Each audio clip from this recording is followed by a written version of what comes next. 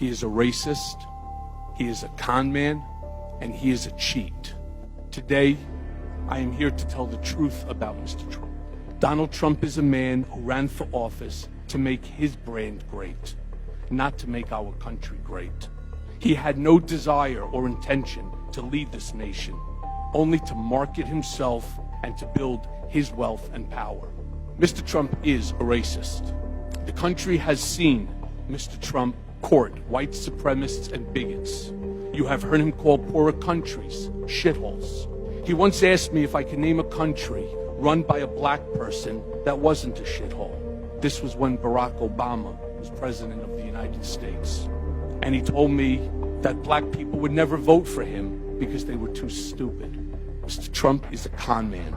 He asked me to pay off an adult film star with whom he had an affair and to lie about it to his wife, which I did.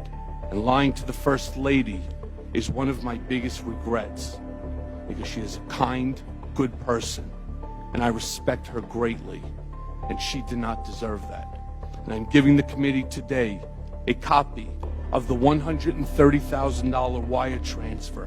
When I say con man, I'm talking about a man who declares himself brilliant, but directed me to threaten his high school, his colleges, and the college board to never release his grades or SAT scores. Questions have been raised about whether I know of direct evidence that Mr. Trump or his campaign colluded with Russia. I do not.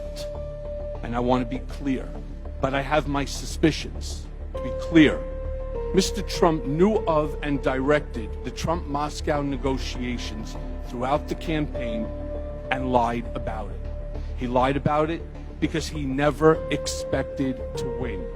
He also lied about it because he stood to make hundreds of millions of dollars on the Moscow real estate project. Don Trump Jr. came into the room and walked behind his father's desk, which in and of itself was unusual. People didn't just walk behind Mr. Trump's desk to talk to him. And I recall Don Jr.